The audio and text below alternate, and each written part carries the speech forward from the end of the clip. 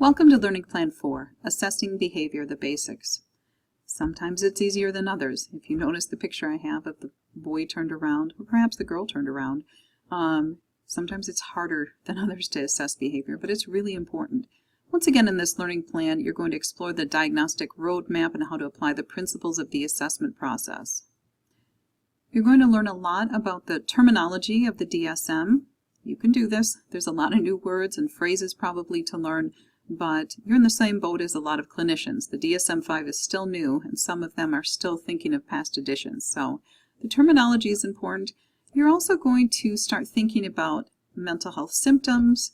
You'll start thinking about diagnosing, and you'll start thinking about, mental illness and mental disorders as a brain disorder.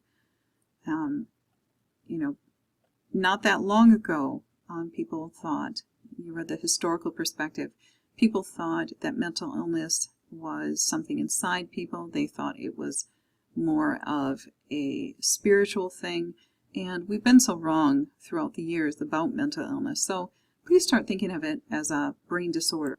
Okay, let's look through the Learning Plan 4 checklist of activities. You're going to read Morrison. You're going to review the terminology in the DSM PowerPoint. I suggest taking notes.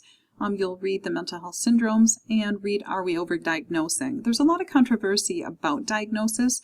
Are you aware that if you become a counselor, you have very little time to diagnose and submit that assessment and the diagnosis to the insurance company?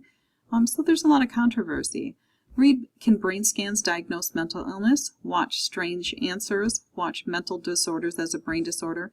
And also read What is a Mental Health Assessment. You're also going to review client resources. This is a big learning plan, so plan your time accordingly. You're going to submit your exam worth 100 points. You'll participate in the discussion board. You're going to also submit your diagnostic roadmap case study.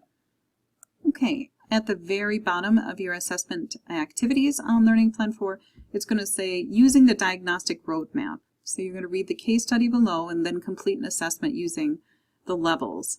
You're going to determine what section syndrome in the DSM you're looking at, and you're going to skip to the case study below.